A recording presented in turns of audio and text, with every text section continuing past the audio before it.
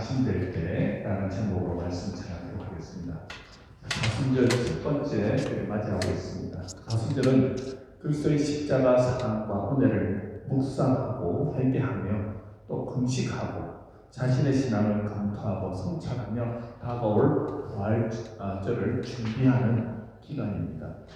예수님은 십자가에 자신을 내어주시면서까지 인간을 사랑하셨는데 한 미치광이 독재자는 자신의 힘과 권력으로 주의 나라를 침공하여 수많은 사람들의 생명을 빼앗고 나갈 수 없는 고통을 주고 있습니다. 이런 고통당한 사람들은 권력과 힘과 부를 가진 자들이 아니지요. 힘없는 너무나도 연약한 평범한 사람들입니다.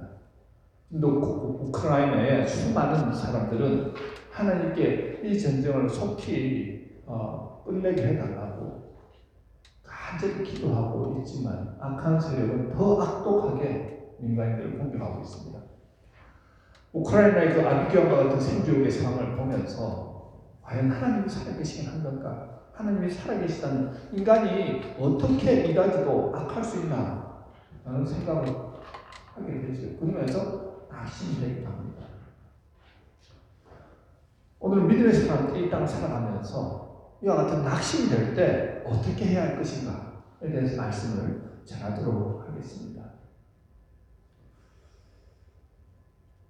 오늘 본문은 사도 바울이 고린도 교인에게 권면하면서 보낸 편지인데요. 1절에 보면 그러므로 우리가 이 직분을 받아 긍휼하심을 입은 대로 낙심하지 아니하고 라고 말씀하고 있습니다. 자, 여기서 이 직분이 어떤 직분일까요?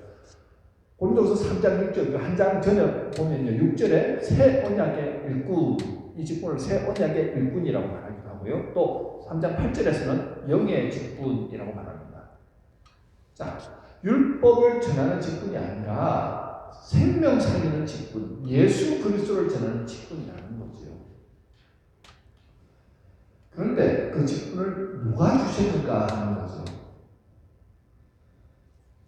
사도행전 9장에 보면요, 바울은 예수 믿는 사람들을 찾기 위해서 다메섹으로 가는 길이었습니다. 그때 예수님이 바울에게 나타나셔서 바울을 부르시지요. 그 당시에 바울이 아니라 사울이었을 때입니다. 사울아, 사울아, 네가 어찌하여 나를 핍박하느냐?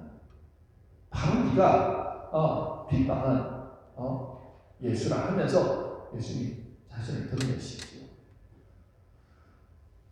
사도 바울은요, 그 당시에 예수님을 인격적으로 만나고 내가 나의 열심으로 예수 믿는 사람들을 잡아서 감옥에 넣고 때리고 그리고 심지어 주의까지 하는 그러한 일들을 한 것이 내가 너무나도 잘못되었구나 하는 것을 깨닫게 되죠. 그리고 주님을 만난 후에 이방인의 사도로서 예수 전하는 일을 하게 된다는 것입니다. 이 직분을 누가 주셨냐고요? 예수님이 직접 그에게 주셨다는 거죠. 내가 하고 싶다고 할 수 있는 것이 아니죠. 주님이 부르시고 그 직분을 주셔야 할 수 있다는 것입니다.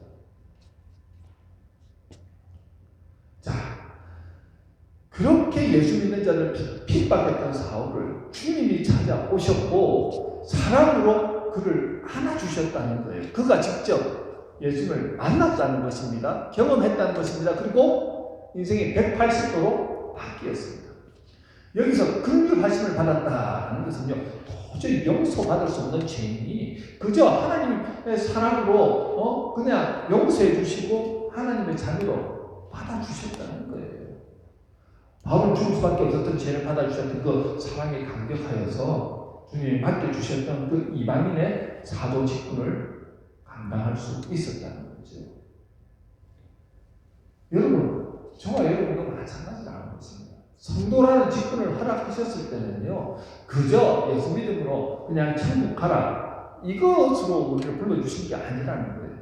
우리 모두에게도 똑같은 직분이라는 겁니다. 바로 새 언약의 일꾼으로, 그리고 사람 살리는 영의 직분을 허락하셨다는 거예요. 우리를 통해서 만나는 사람들에게 복음 전하라. 그 직분을 이 땅 가운데서 살아가는 동안 그 직분을 허락하셨다는 것입니다. 그런데 자, 사도 바울이 복음을 전할 때 기쁨으로 복음을 전하지 않았겠습니까?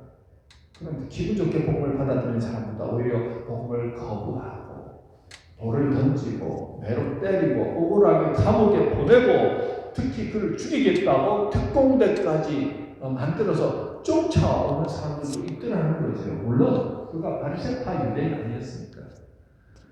그런데 그런 사람이 크리스찬이 되었으니 배신자라는 낙인이 찍혀서 바리새인이나 유대인들 입장에서 보면요, 바울은 제거돼서 1호였습니다. 그것이 어떤 면에서는요, 그가 각오하고 결단했기 때문에 그 어떤 핍박과 정도 난 참겠다, 감당할 만했습니다. 하지만 자신이 개척하고 열심히 복음을 전하고 가르쳤던 고린도 성도들이 자신의 사도권을 의심하고 그의 리더십을 인정하지 않고 그가 가르친 말씀을 따르기보다 다른 복음을 받아들이려고 할 때 나심이 오더라는 거죠.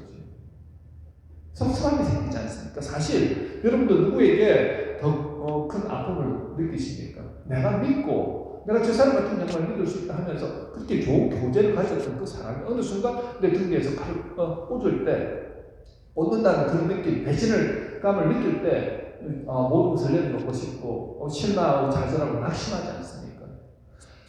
바울도 고린도 교인들에게 온 마음을 다해서 사랑으로 정말 정성껏 예수 한 사람 믿게 만들려고 열심히 복음을 전했는데 그 열심히 전한 복음을 그들이 오해하고 곡해하고 알아주지 않고 또 지금 보니까 아무런 결과도 내지 못하고 열매가 맺어지지 않는 것 같아요. 그러면 어떨까요? 낙심되죠. 낙심되면 포기하고 그만두고 떠나고 싶지 않겠습니까?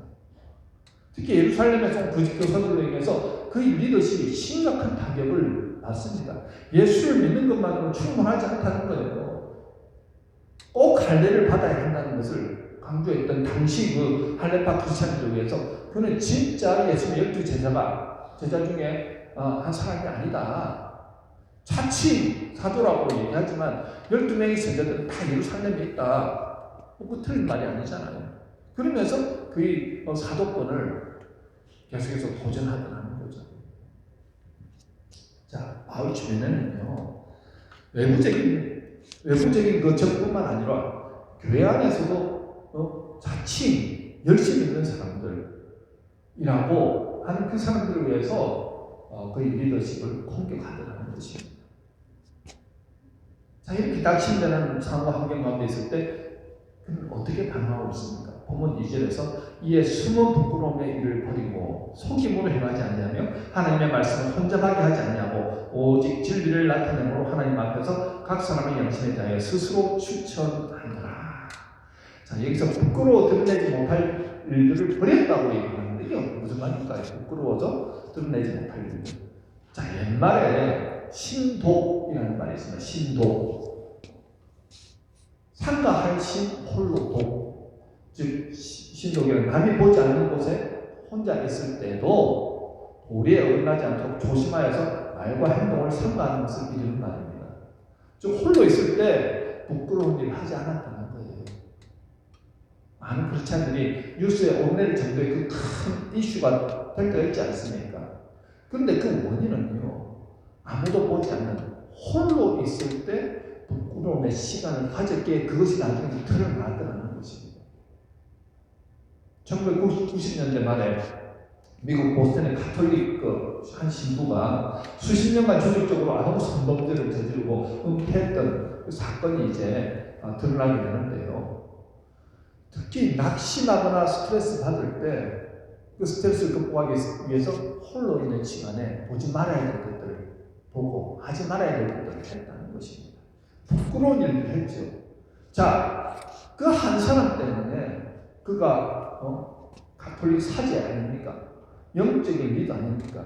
그 한 사람이 잘못된 홀로 있는 시간에 부끄러운 것들을 행함으로 인해서 나중에는 모든 사람들이 알게 되고 실망하고 주님의 곁을 떠나는 일들이 생기더라는 거죠. 여러분, 이처럼 마귀는요, 한 사람 리더를 넘어뜨리면 그를 믿고 의지하는 많은 사람들 실족하게 만들더라는 것입니다. 그러기에 힘들고 어렵고 낙심되는 상황에서도 여러분들 우리는 성도로 부르심 받았다는 거예요. 거룩한 하나님의 백성, 사명을 붙들고 살아가는 사람들 아닙니까?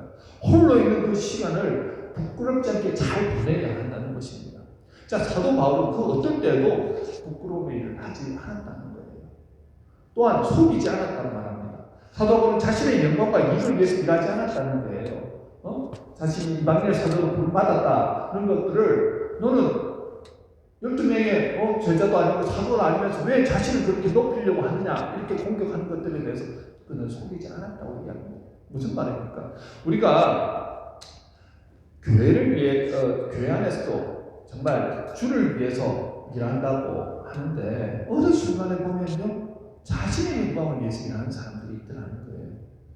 평소 때는 잘 모릅니다. 은혜 받고 열심히 일하니까. 그런데 내가 열심히 일했는데 사람들 우리 성도들이 알아주지 않을 때 칭찬도 없고 격려도 없고 그냥 섭섭한 소리들만 계속 들려올 때 그때는 어떻습니까? 내가 돈 받고 하는 일도 아니고 나도 없는 시간 돈 들이고 그리고 에너지 들여서 열정적으로 내가 교회를 위해서 주님을 위해서 일하는데 어떻게 나한테 이럴 수 있어? 하면서 섭섭한 마음이 들기 시작하면서 그때부터 어떻게 합니까? 애는 모르겠다. 나는 교회 일 안 해 하면서 내 던져버리고 아니면 교회를 떠나기도 하고요.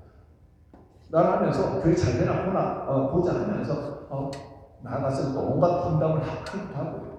자, 현 시장은 어땠습니까? 나는 주를 위해서 주님의 몸된기를 위해서 열심히 일하겠습니다.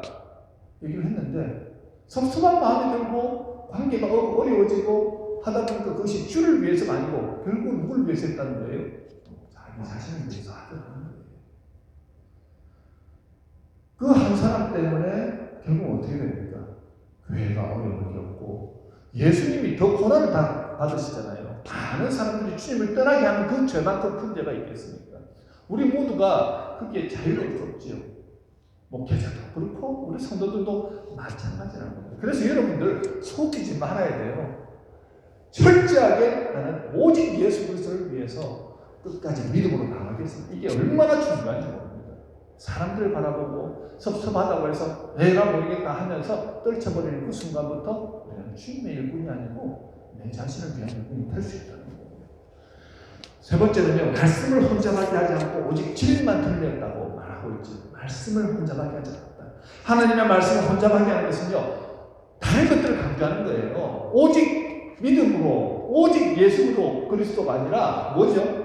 오직 율법을 강조하고 또 오직 성공신화들을 강조하고 이것을 하면 당신이 복받게 됩니다. 이렇게 하면 잘 될 것입니다 하면서 성공신화를 강조하는 그런 것들을 주변에서 많이 끌어들여서 어떻게 해요? 마치 그렇게 하면 복을 받는 것처럼 얘기를 하죠. 사실 사도 바울도 예수 그리스도 말고 율법을 잘 지키십시오. 율법 잘 지키면 복 받습니다. 구약성경에 나와 있으니까요. 그런데 그렇게 해가지고 타협하거나 혼합하지 않았다는 거예요. 그냥 오직 십자가, 오직 예수 그리스도만을 전파했다는 것입니다. 진정한 복이 무엇이냐? 무엇을 이렇게 하면 복을 받고 저렇게 하면 성공한다. 그걸 말하는 게 아니고요. 예수 그리스도를 만나고 예수 그리스도가 나의 주님이 되어주신 그 자체가 바로 복이라는 것을 그는 강조하였다는 것입니다. 그러다 보니 여기저기서 계속해서 부딪힘이 있죠. 유대인들에게 계속해서 고난을 당하고 또 아까도 할레파 크리스찬들, 유대주의 크리스찬이라고 얘기하는데 그들에게도 계속해서 공격을 하고 참 이렇게 불편하지만 그는 흔들림이 없었다는 거예요. 말씀을 혼합하지 않았습니다. 오직 예수 그리스도만 전했다는 거죠. 여러분, 그렇게 믿음으로 살아갔습니다. 그렇게 오직 주만 바라고 살아갔음에도 불구하고 그럼 주님이 잘 되게 해주시고 공하게 해주시고 그래야 되지 않습니까? 근데 바울을 보면요, 어떻게 이런 고난을 당하면서 복음 전하게 할 수 있을까 할 정도로 참 여러 가지 고난들을 많이 당했습니다. 제가 목회자가 되어 보니까 그걸 느끼는 거예요. 자, 그런 예수님을 직접 만나보았고 삼층천에 올라가서 천국도 경험해보지 않았습니까? 그럼에도 불구하고 이런저런 고난이 끊이지 않더라는 거예요. 하나님 좀 잘 되게 해주시고 내가 고난좀 없게 해주십시오. 나 낙심하기 싫습니다. 이러면 이렇게 기도하면 하나님 당장 들어주실 것 같은데 그러지 않다는 거예요. 그럼에도 불구하고 그는 낙심하지 않는다고 말하죠. 1절에서 하나님으로부터 이 직분을 직접 받았고 그리고 자신처럼 허물이 많은 사람을 이방인의 사도로 삼아주셨다는 그 한 가지 사실 때문에라도 낙심하지 않는다라고 말합니다. 자, 목회자로서 사도 바울이 정말 대단합니다. 온 마음을 다해서 섬기고 사랑으로 대하고 복음을 전했지만 돌아오면서 섭소한 말들과 핍박과 조롱이라고 한다면 과연 내 뜻이 통하고 있는가? 이런 생각 들겠죠. 낙심하고 이제는 떠나야 되겠구나 포기하고 떠나면 그만입니다. 그런데 이 직분을 누가 주셨다고요? 예수님이 주셨기에 그는 함부로 낙심하지 않고 함부로 포기하지 않고 함부로 어떻게 떠나지 않다는 거예요.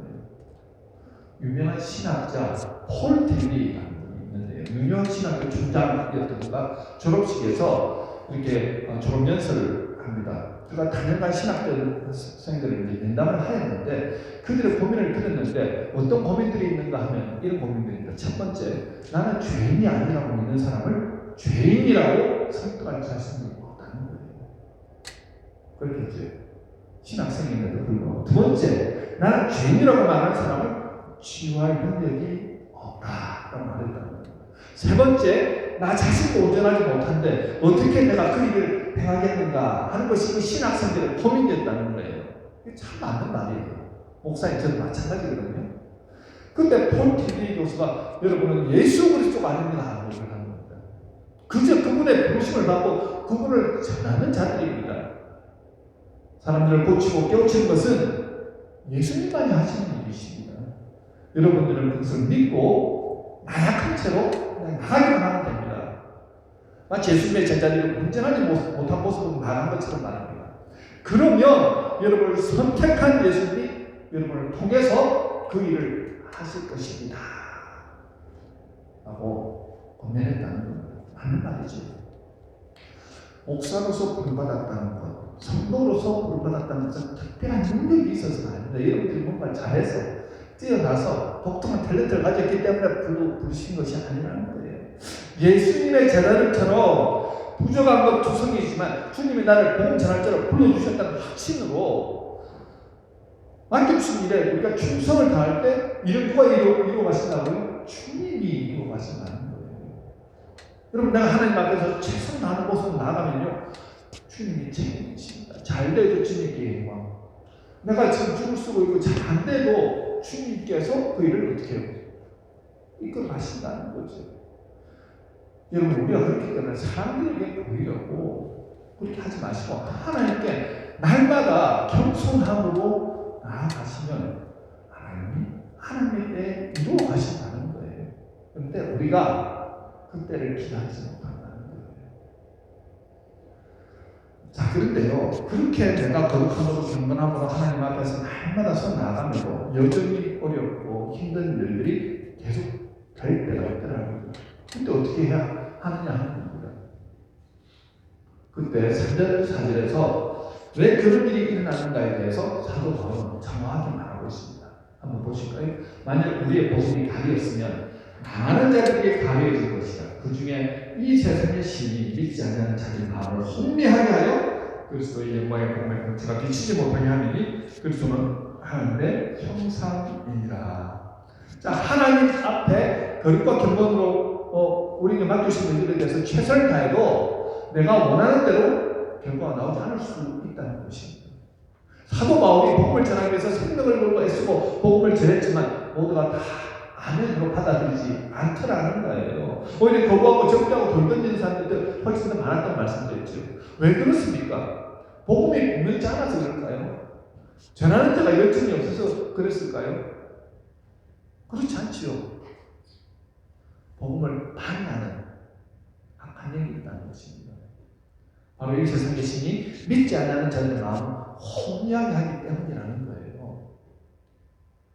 그리스도의 강체가 비치면요 사람들이 예수를 믿게 되고 변화됩니다.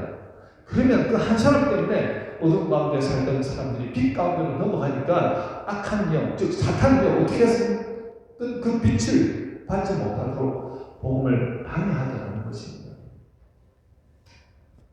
복음 전하는 예수 믿는 사람들 사이를 이간질시키고요, 관계를 깨어놓더라는 거죠. 자, 사도 바울 한 사람 넘어뜨리기 위해서 얼마나 많은 방해를 했는지 모릅니다. 하지만 그가 깨달은 것은 자신을 넘어뜨리기 위해 온갖 수단 방법 가리지 않는 악한 영이 있다는 것을 알고 결과는 단단한 하나님이 맡겼다는 거예요. 우리가 열심히 복음을 전하고 사람으로 전해도 처음에 교회도 나오고 예수를 믿는 것 같다가 또 세상으로 떠나가는 사람도 있고요. 교회 안에서 교류관계가 깨어져서 교회 나오기 쉽지 않은 마음을 들게 하고 또 어려움을 겪는 사람들도 있더라는 것입니다. 제가 성경 공부를 인도하거나 아니면 훈련을 할 때 엄청 영적 전쟁을 많이 느낍니다. 안 할 때는 별로 못 느끼는데요. 할 때는 훈련받는 분들 삶에서 이런저런 어려움들이 생기고 훈련받는 분들 사이에도 문제가 생기고요. 또 죄에 대한 갖가지 여러 가지 억측과 오해도 생기더라는 거죠. 정말 매번 훈련할 때마다 큰 영적 전쟁을 경험합니다. 그때 제가 깨달은 게 한 가지가 있습니다. 야, 이거 안 해야 되겠구나. 그게 아니고요. 이거는 해야 되는 거구나. 사탄이 이 일을 너무나도 중요하게 여기고 있구나. 어떻게 하면 우리를 혼미하게 한다는 거예요. 영적으로 혼미하게 해서 하나님을 바라보지 못하게 하고 계속해서 중간에 포기하게 만드는 악한 영이 있다는 거예요.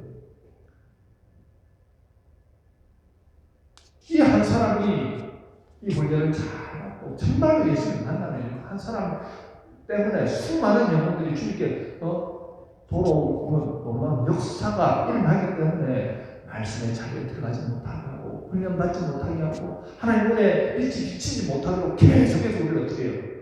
영적인 혼돈 가운데 빠지게 만들더라는 것입니다.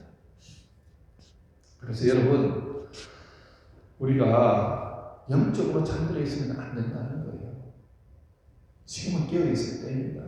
이번 우크라이나와 러시아 전쟁을 통해서 유럽 사람들이 다시 한번 깨닫는 것이 무슨 줄 아십니까? 국가가 자력으로 방어할 힘을 갖추지 못하면요, 강대국들이 언제든지 침략할 수 있다는 거예요. 틈을 주면 안 된다는 겁니다. 우리나라가 전 세계 국방력 6위인데요. 사실 6위라고 하지만 러시아나 아니면 일본이나 중국이 함부로 우리나라를 공격을 못한다는 거예요. 그 이유가 우리나라가 첨단 그런 어떤 무기로 방어 시스템이 잘 되어 있기 때문에 아무리 올드 그 무기를 가지고 우리를 공격해도 기회를 줄 수 있겠지만 우리에게 들어와서 승리를 하지 못한다는 거예요. 함부로 할 수 없는. 왜? 우리는 70년 동안 전쟁을 위해서 철저하게 대비하고 준비했기 때문입니다.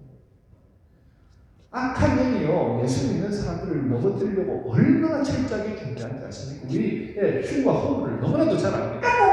연약한 부분을 너무나도 잘 알고 있다는 거예요. 그래서 어떻게 하면 넘어뜨릴 수 있는 것인가에 전문가라는 것입니다. 여러분, 그렇기 때문에 우리가 악한 영의 그 괴계를 미리 알고 준비하고 나가지 않으면요, 우리도 모르는 사이에 은근슬쩍 이렇게 죄 가운데 빠지면서 나 한 사람 때문에 모든 관계가 깨어지기도 하고 어려움을 겪기도 한다는 거죠.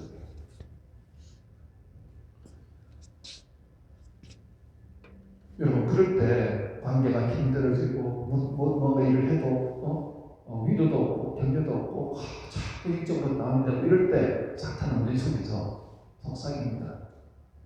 안 해, 포기해. 계속 낙심을 주고 해도 뭔가 일이 일어나지 않고 뭔가 변화가 일어나지 않고 그럴 때 답답함이 생기고, 여러분, 이런 사탄의 속삭임에 넘어가면 주님께서 세우신 몸된 교회가 어떻게 든든하게 세워져 나가겠습니까? 이런 답답하고 힘겹고 낙심되는 상황이 계속되고 공중권세 잡은 그런 영이 우리에게 자꾸 포기하라고 말할 때 그럼 어떻게 하면 좋을까요? 그때 빛 대신 주님께로 나아가 주 예수 그리스도를 바라보라고 오늘 6절에서 말씀하신 6절 보실까요? 어두운 때 빛이 비치라 말씀하셨던 또 하나님께서 예수 그리스도의 얼굴에 있는 하나님의 영광을 아는 빛을 우리 마음에 비추셨습니다. 예수님의 얼굴에는요, 하나님의 얼굴이 지각되어 있습니다. 모세가 하나님께 나가 시내산에서 40일을 변하다 보니까 어떻게 됩니까? 그 빛이 모세에게 그대로 투영되죠. 그리고 이제 시내산에 내려갔을 때 백성들이 그 얼굴에서 빛나는 것을 보고 두려워해서 제가 수건을 좀 덮어주십시오 할 정도로 빛이 가느자하게 빛난다는 거예요. 우리도 마찬가지 아니겠습니까? 예수 그리스도께 나아가 그분을 바라보면요, 그분을 통해서 하나님의 빛이 우리에게 투영된다는 거예요. 다른 혼자서는 빛을 내지 못하잖아요. 꼭 햇빛을 통해서 달이 빛나게 되는 것과 마찬가지라는 겁니다. 우리가 무슨 힘이 있습니까? 연약합니다. 부족합니다. 내세울 것 없습니다. 하지만 언제 힘을 받는다고요? 주님 앞에 나가서 주님 앞에 머무를 때, 예수를 바라볼 때 하나님의 영광의 빛이 우리를 덮을 때 그 빛이 투영되어서 우리가 그 힘으로 나아갈 때 악한 사탄도 우리를 함부로 건들 수 없는 하나님의 은혜와 능력이 우리 안에 가득 채워진다는 거죠. 그래서 여러분, 주님의 부르심을 받아서 주님의 자녀로 백성으로 대사로 하나님의 사명을 이루기 위해서 우리는 땅에 담대함으로 나갈 수 있다는 것입니다. 그 사명이 오늘 본문에 5절에 잘 나오죠. 그 사명이 무엇이라고요? 우리가 우리를 전파하는 것이 아니라 오직 그리스도 예수의 주 되신 것과 주 예수를 위하여 우리가 너희의 죽는 것을 전파하기가 아니라 오직 주 예수 그리스도를 전파하는 그 사명을 가지고 이 땅 가운데 부르심을 받았고 그것을 위해서 우리는 이 땅 가운데 살아간다는 것입니다. 여러분들이 있는 모든 자리가 주님을 전파하는 자리가 되어야 된다는 거예요. 그 자리가 주님의 주인 되심을 선포하면서 나가는 자리가 되어야 된다는 것입니다. 그런데 그 일을 잘 감당하기 위해서는 어떻게 해요? 예수의 그리스도의 빛이 먼저 내 안에서 흘러넘쳐야 되는데 그러기 위해서는 우리가 먼저 주님 앞에 나가야 하는 겁니다. 머무르십시오. 바라보십시오. 주님과의 관계가 맺어져야 됩니다. 그래서 그 빛이 내 안을 비추기 시작할 때 그때부터 어떻게 된다고요? 내 안에는 어둠이 사라지기 시작해요. 안 된다. 너는 할 수 없다. 포기해라. 낙심하는 그 마음들을 다 주님께서 어떻게 비춰지기 시작하면서 사라집니다. 여러분 엘리야에 대해서 잘 아시죠? 엘리야가 850명의 바알 선지자들과의 대결에서 결국은 그 영적으로 승리하지 않습니까? 그 대결이 무엇이었습니까? 너희의 신이 진짜 신지, 나의 신이 진짜 신지 그렇게 해서 기도하고 부르짖으면서 했을 때 어떻게 해요? 결국 엘리야가 부르짖었을 때 하나님이 재난의 불을 내려주시죠. 그래서 결국은 850명 그 특별히 바알 선지자들 모두가 이제 다 죽임을 당하지 않습니까? 그리고 3년 동안 감옥으로 고통받았는데 엘리야가 간절히 하는 가운데 기도했을 때 어떻게 했다고요? 결국은 하나님께서 비를 허락하셨죠. 자, 그런 너무 기적을 경험했습니다. 불도 내용을 받고 기도했는데 엄청난 폭우가 내린 것도 경험했습니다. 그랬는데 그 다음날 이세벨이 전령을 보냈죠. 사실을 보내서 내일 이 시간에 반드시 죽을 것이다. 그 얘기를 듣자마자 그냥 두려워서 벌벌 떠나서 도망치기 시작했습니다. 어떻게 하죠? 보이시죠? 결국은 오덴나무, 광야에 있는 오덴나무 아래까지 가서 하나님 나 좀 죽여주십시오. 살겠습니다. 힘듭니다. 그 주님께서 이제 또 천사를 보내서 회복시키고 그가 어디까지 갔냐면요. 결국 신에서 호렙산까지 갑니다. 40주야를 달려서 호렙산에 갔을 때 하나님 그를 만나주십시오. 우리는 연약하여서 능력을 발휘하고 위대한 일을 감당하였다 할지라도 쓰러지고 넘어질 수 있다는 것입니다. 여러분 이세벨이 뭐가 그렇게 두렵습니까? 그가 하나님의 놀라운 권능을 입고 그렇게 기적을 경험하였음에도 불구하고 그 이세벨이 주위에 있던 그 한마디에 두려워서 벌벌 떨면서 모든 의지를 내려놓는 그 연약한 모습이 바로 저와 여러분의 모습 아닙니까? 그런데 그가 다시 하나님 앞에 나아갔을 때 하나님의 빛이 비추고 하나님의 음성이 들리고 하나님께서 그를 회복시키시고 난 다음에 다시 위대한 선지자로서의 역할을 감당하더라고요. 여러분 우리의 힘은 내 힘이 아닙니다. 어디서부터 시작된다고요? 주님께 나아갈 때, 주님을 바라볼 때, 그 빛이 우리한테 비춰지기 시작할 때 그때부터 어떻게 해요? 우리는 힘을 얻고 다시 회복되어서 내일이 아니라 주님의 일을 감당할 수 있게 된다는 것입니다. 여러분 그렇기 때문에 어떤 힘들고 어려움이 우리 앞에 다 가만히 있다 할지라도 먼저 실망하지 마시고 먼저 낙심하지 마시고 먼저 포기하지 말라는 거예요. 사도 바울도 그 힘들고 스트레스 받고 힘든 복음 사역을 어떻게 감당할 수 있었습니까? 주님이 자신을 이방인의 사도로 불렀다는 분명한 소명의식이 그에게 있었고, 또 악한 영이 언제나 역사한다는 그 사실을 알고 하나님께 나아감을 통하여서 주님을 바라보고 어떻게 그 안에 선명한 빛으로 나가서 담대하게 복음을 전했다는 것입니다.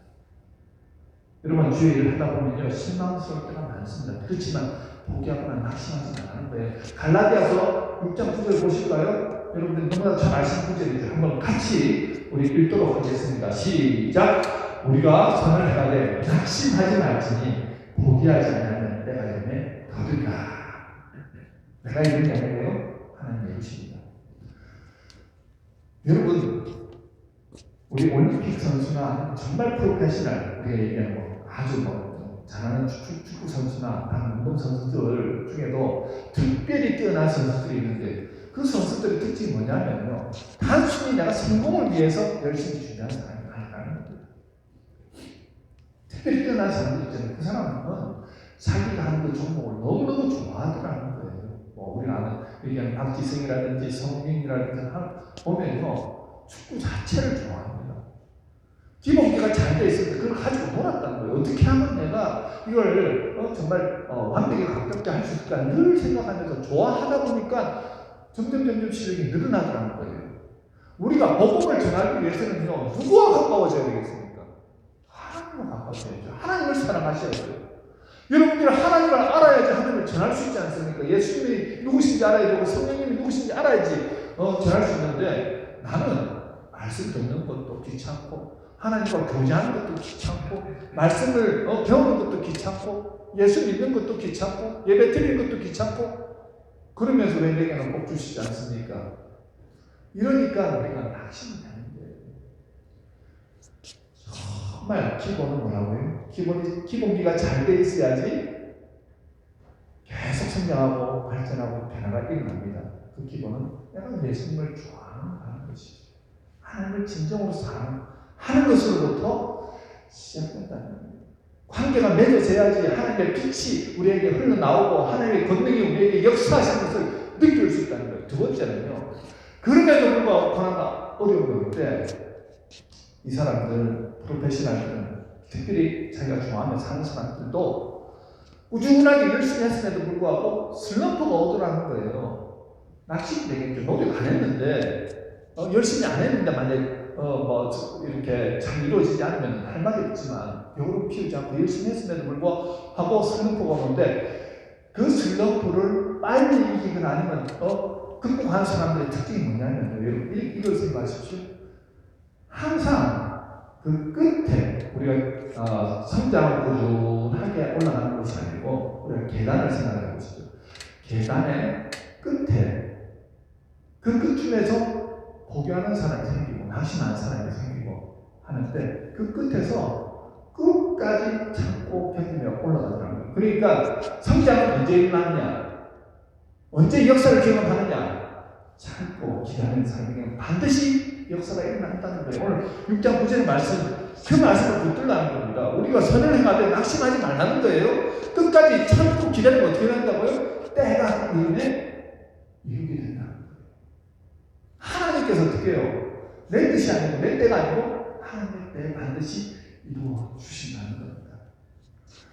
여러분, 이 세상 정말 낙심할 것이 참 많지 않습니까? 실망거리가 참 많죠. 어떻게 될지 잘 모르겠습니다. 근데 우리를 붙잡고 계신 분이 누구라고요? 예수 그리스도가 붙잡고 계십니다. 주님이 우리를 부르셨다는 분명한 사실, 그걸 붙잡으십시오. 또 악한 사탄이 항상 우리를 넘어뜨리려고 우리를 계속 혼미케 한다는 그 사실도 여러분들이 깨닫고 늘 깨어 있어야 된다는 겁니다. 무엇보다도 그 어떤 상황 가운데서 주님 앞에 나아가고 주님을 바라고, 그리고 우리가 끊임없이 어떻게 해요? 결국은 주님의 때에 주님이 이루실 것이라는 분명한 믿음을 확신하고 나가면 어떻게 해요? 하나님의 때에 이루실 것이다. 엘리야가 그렇게 고통스러웠는데 나중에는 몇 년이 지난 후에 아합도 결국은 전역돼서 죽게 되고, 이 세대도 우리가 얘기하는 그 비서들에 의해서 창문에서 떨어져서 결국은 죽게 된다는 거죠. 하나님의 때가 있다는 것입니다. 지금 푸틴이 언제 자기가 결국은 푸틴도 큰 고난을 받게 될 것입니다. 지금 당장 그때가 아니라고 실망하지 마십니다. 지금 당장 내 뜻대로 뭔가 이루어지지 않는다고 여러분들 하나님이 계시니 안 계시니 하면서 힘들어서 못하겠습니다고 기만하시지 마시고 그때 더 주님 앞에 나가시는 동안 예수 그리스도의 빛을 받으십시오. 그리고 힘차게 끝까지 참고 기다릴 때 결국은 사도 바울 한 사람 때문에 전 세계에 수많은 크리스천들 예수 믿음으로 구원받는 역사가 일어났다는 것을 기억하시고 저와 여러분을 통해서 놀라운 역사를 이루신 하나님을 믿으며 승리하신 저와 여러분이 되시길 주님의 이름으로 축원합니다. 기도하겠습니다. 한 목소리를 기도하십시다. 낙심이 될 때 여러분들 어떻게 하십니까? 이제는 그만둬야 될